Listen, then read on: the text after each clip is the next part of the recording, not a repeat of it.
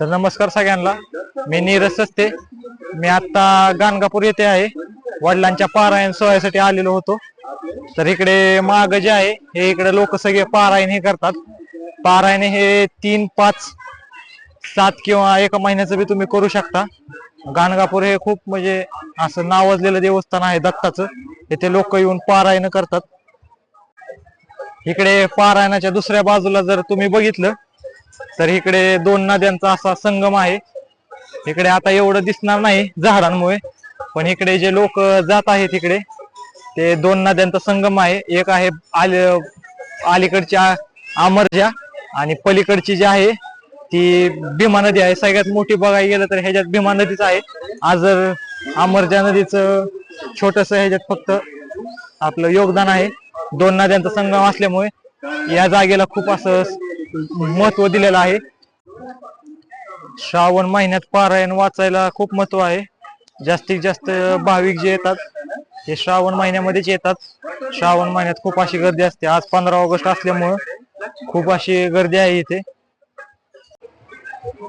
पारायणाची main जागा आहे इथे लोक पारायण करायला बसतात.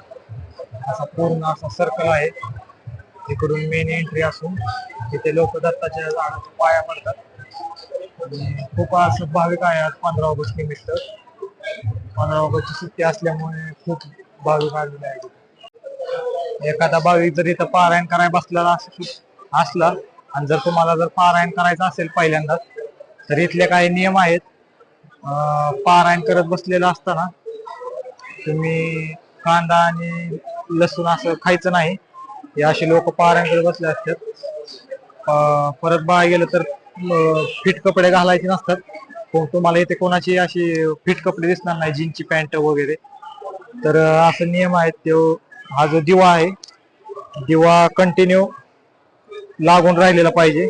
असं सेटअप आहे गुरुचरित्र आणि कंटिन्यू हा दिवा लागून राहिलेला पाहिजे. म्हणजे कसं देवाला पूजल्यासारखं होतं.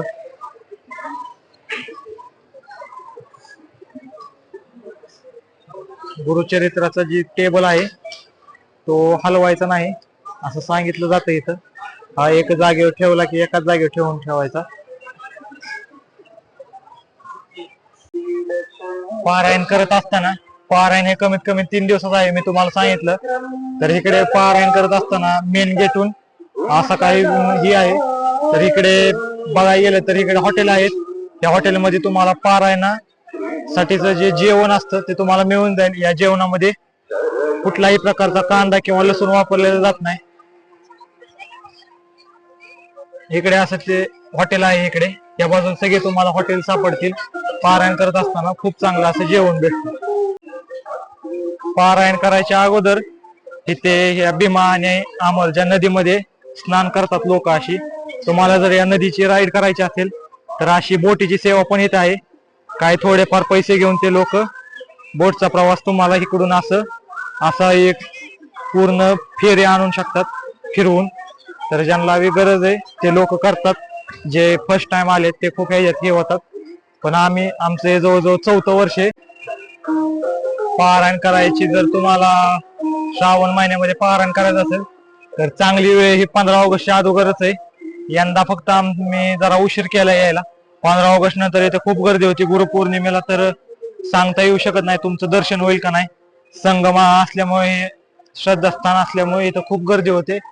जर कोणा यायचंय तर 15 ऑगस्टच्या आधीच 1-2 दिवसात खूप 3 दिवस लागतात पारायण व्हायला. पारायणापासून 2 मिनिटाच्या अंतरावर जर तुम्ही पुढे चालत आला ते पारायण वाचायचं ठिकाण आहे. इथून एंट्रन्स. तिथून जर तुम्ही थोड्याशा अंतरावर आला तर हे असं इथं देऊळ बंद पिक्चरची शूटिंग झाली. तुम्ही जर कधी ह्याच्या आधी आला असेल तर तुम्हाला ते कळून जाईल इथे झालेली. इकडे दत्ताचं मंदिर आहे. इथे खूप अशी दत्ताची मंदिरं मिळतील तुम्हाला जागोजागी. दत्ताची कंटिन्यू इथं दुपारी 12 वाजता प्रसाद असतो. ही सगळी प्रसादाला थांबलेली मंडळी. प्रसाद भेटतो इथं. संध्याकाळी आम्ही खाल्ल्याला संध्याकाळी पण असतो, पण संध्याकाळी थोडेफार पैसे घेतात. पण हे सेवेकरांकडून दान केलेलं असा हा प्रसाद असतो. भाविक मंडळी किंवा इथले राहणारे लोक हा प्रसाद घेतात. दत्त मंदिरामध्ये मी गेलतो, तिथे थोडस व्हिडिओ शूटिंग करायला बघितलं, पण तिथं मी बोर्डच बघितलं नाही. पण तिथला त्या ह्यांनी मला सांगितलं, सेवेकरांनी, इथं शूटिंग काढण्यास मना आहे म्हणून मंदिराच्या समोर येऊन बसलोय. तिथून पण मंदिर असं खास दिसतंय. आत फक्त काही नाही, मेन मंदिरात जशी 3 तोंडी दत्ताची मूर्ती आहे तशीच तिथं आहे. आता आरती चालू आहे आणि इकडे मी मागाशी सांगितलं तसंच अन्नदान चालू आहे. खूप अशी रांग मोठी, खूप लोक अन्नदान करतात, घेणारे पण भरपूर असतात. असा हा परिसर. दत्त मंदिराच्याच मागेच लागून लगेच शंकराचं मंदिर आहे. खूप अशी मंदिर आहे तिथं. शंकराचं मंदिर इथे पण आता मगाशी आरती झाली, पण मी येईपर्यंत इथं पण आरती संपली. ते त्याचं महाद्वार, तिथून तुम्ही सगळीकडे प्रवेश करू शकता. ही सगळी भाविक मंडळी येणार आहेत, जे सगळं दर्शन करून पूर्ण आलेले आहेत.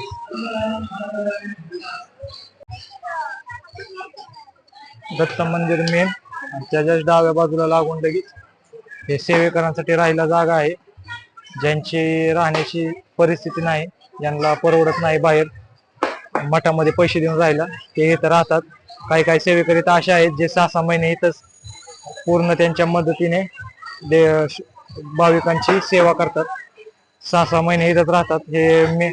हा मेन रोड आहे.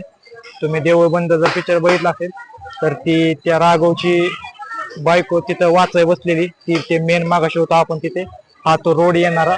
आणि इथं त्या स्वामी समर्थ महाराजांचं ते हे दाखवलेलं आहे शूटिंग थोडं. आणि हेच ते दत्त मंदिर इथे. तर त्या मंदिरापासून एंट्रन्स गेट कडे जर आलो तर असं सेवेकरांनी सकाळी इथे झेंडा फडकवलेला, पण आता संध्याकाळी काढून टाकला. इकडं ते मेन एंट्रन्स गेट आहे. आपण तिकडे पलीकडे 100 फुटावर एक बसमा हिल्स म्हणून आहे, तिकडे जाणार आहे. इथे जर तुम्ही सगळ्या बाजूला बघितलं तर तुमच्या एक गोष्ट मनात येत असेल की बाबा इथं एवढी अस्वच्छता काय. तर हे जे मंदिर आहे मेन, तर हे कर्नाटक मध्ये मोडतं.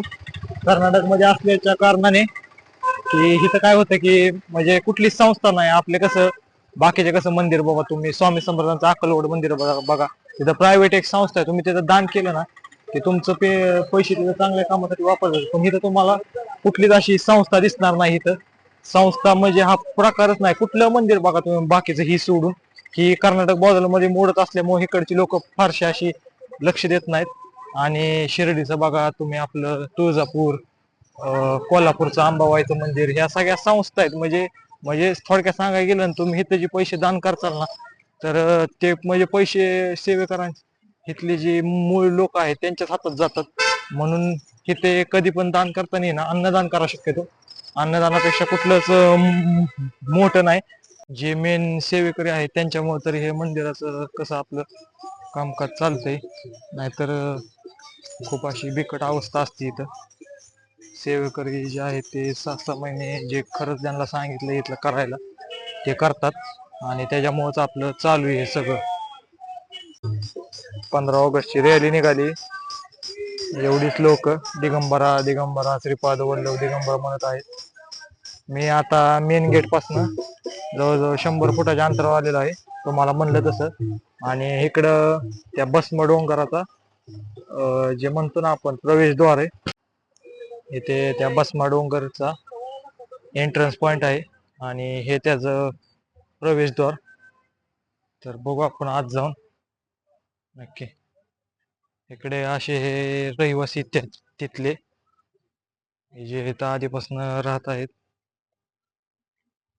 मी इथं 2-3दा आलोय, पण नक्की आहे तरी काय हेच मला अजून कळायला नाही. येते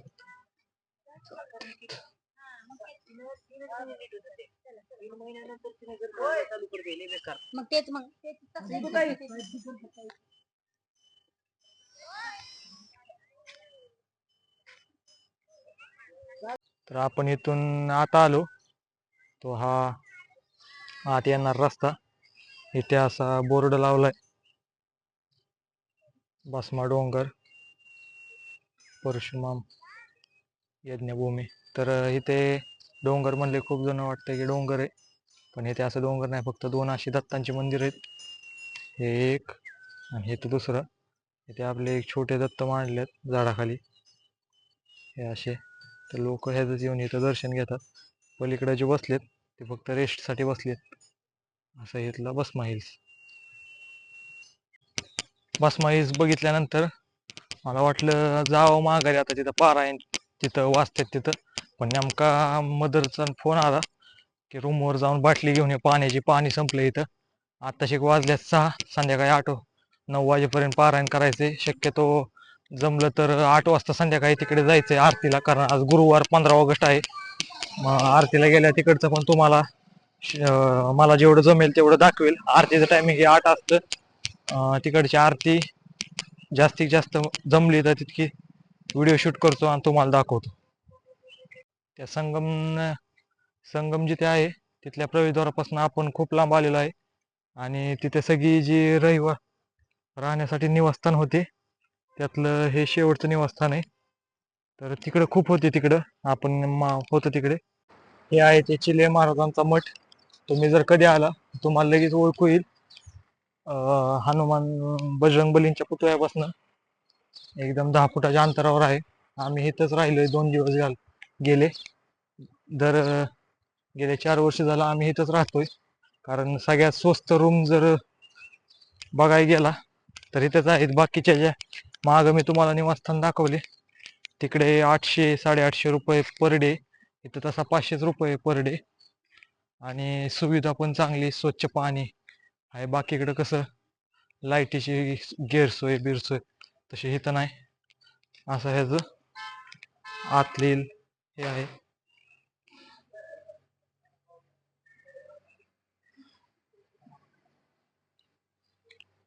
तर या चिले महाराजांचा मठाचा जर इतिहास तुम्ही बघायला गेला तर असं आहे की आहिरे येथे जे तालुका लोणंद जिल्हा सातारा आहिरे गाव येथे जे मंदिर आहे त्या मंदिराच्या संस्थातर्फे येथे गाणगापूरमध्ये येणाऱ्या दत्त भाविकांसाठी राहण्याची गैरसोय होऊ नये म्हणून त्यांच्यासाठी बांधलेले हे निवासस्थान आहे.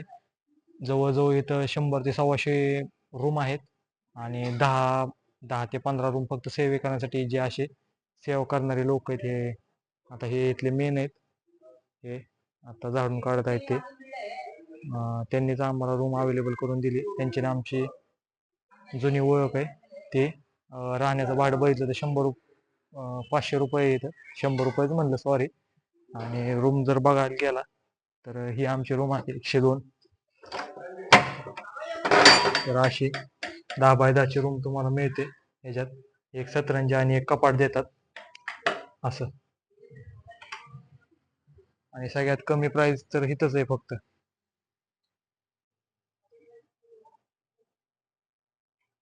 तुम्ही जर इथे कधी येत असाल तर एक छोटीशी गोष्ट सांगेल की तुम्ही येताना फक्त एक स्वतःचा असा एक एक्सटेन्शन बोर्ड आणा की तुम्हाला लागल असा. कारण इथे सॉकेट खूप रूम मध्ये एकच मिळतं आणि त्यात बी आपला चार्जर जर बसवायचा म्हणलं तर बसत नाही. आणि म्हणजे कमी वापर लाईटीसाठी ह्यांनी सुविधा नाही म्हणजे दिलेली की तुम्ही जास्त लाईट वापरचाल. पण आम्हाला अनुभव असल्या कारणाने आम्ही असं दरवर्षी एक्सटेन्शन बोर्ड आणतो की जेणेकरून पूर्ण लाईट अशी इकडे वापरता येईल. सगळं मोबाईल चार्जिंग वगैरे, पॉवर बँकच्या चार्जिंग हे आमचं होतं ह्याच्यात. आता रूम मध्ये चालतो तर म्हणलं चहा ठेवावं, त्यासाठी अशी किटली. आम्ही कुठं पण फिरायला गेलो ना तर अशी किटली वापरतो. निदान काय नाही तर चहा तरी भेट. चालू पाणी, साखर,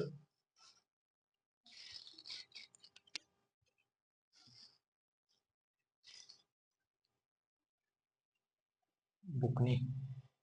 बिना दुधाचाच प्यायचा, त्रास होत नाही शक्य. 2 मिनिटात या किटलीत चहा होतो. पोर्टेबल किटली भारी.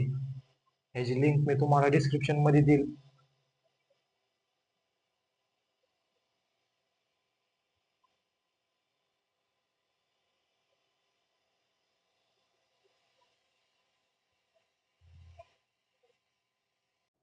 तर 2 मिनिटानंतर चहा तर उकळा आहे आपला.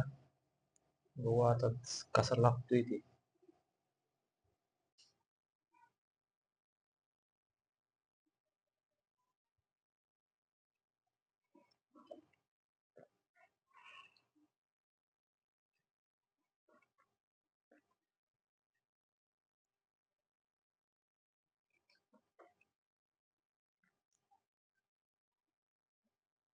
तर या मठाचं लाईव्ह लोकेशन मी तुम्हाला डिस्क्रिप्शन मध्ये देईल. त्याच्यावर जर तुम्ही क्लिक केलं तर तुम्हाला इथलं डायरेक्ट लोकेशन भेटेल. जर तुम्ही कधी येत असाल तर अवश्य एकदा इथं राहून बघा, कारण सगळ्या कमी किमतीत एवढं चांगलं भेटत असलं जवळच्या माणसांनी बांधले आपल्या इथल्या. कारण आयरे इथे आमच्यासारखं दर महिन्याला जाणं येणं असल्यामुळे आम्ही इथेच येतो. आणि त्याच्या पुढची गोष्ट, जर तुम्ही आयऱ्याला जाणार असला, आता आमचं यंदा राहिलं, पण आयरे इथे जर गेला आणि तुम्ही म्हणला की मी गाणगापूरला जाणार आहे काही दिवसात, तर आम्हाला पावती द्या. तर ती पावती घेऊन जर तुम्ही इथं आला तर इथे तुम्ही मोफत राहू शकता. त्यांचा काही दिवस ठरलेला असतात, तेवढे दिवस तुम्ही इथं मोफत राहू शकता. तर ती एक खूप भारी आहे. तर आता मी परत तिकडे पारायण सोहळ्याकडे जात आहे. तुम्हाला आता डायरेक्ट संध्याकाळी 8 वाजता मेन मंदिर आपले जे दत्ताचं आहे, 3 तोंडी दत्तांचं मंदिर, तिकडे गेल्यावरच दाखवेल. मेन मंदिराकडे आम्ही आता गाडी लावून आलोय. पार्किंगला गाडी लावली माग, आणि इकडं पुढं मेन मंदिराकडे जायला वाट आहे. ते मेन मंदिराकडे चाललोय आता.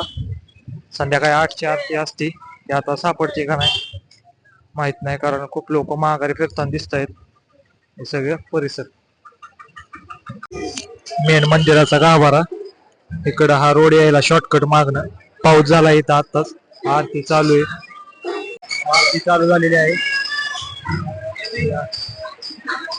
आरतीचं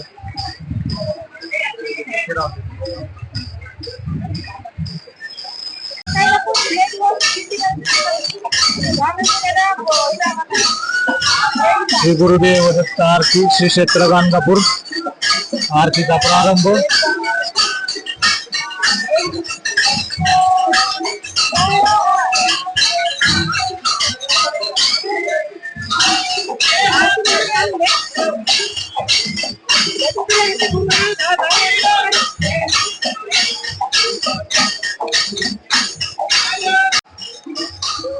श्रावण महिन्यातला गुरुवार असल्यामुळे आरतीला अशी खूप गर्दी आहे. हे सगळं भाविक आहे आरतीला आलेलं.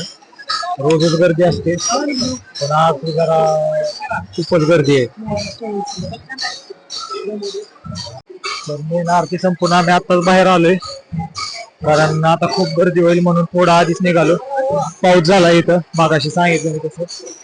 हा मेन गुरुदेव दत्त हा मंदिराचे एंट्रन्स गेट आहे. तर आम्ही शॉर्टकट माग, तर हा त्याचा एंट्रन्स गेट आहे.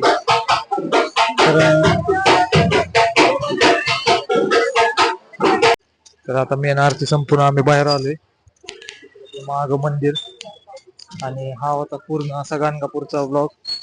हा ब्लॉग तुम्हाला कसा वाटला, लाईक शेअर कमेंट नक्की करा.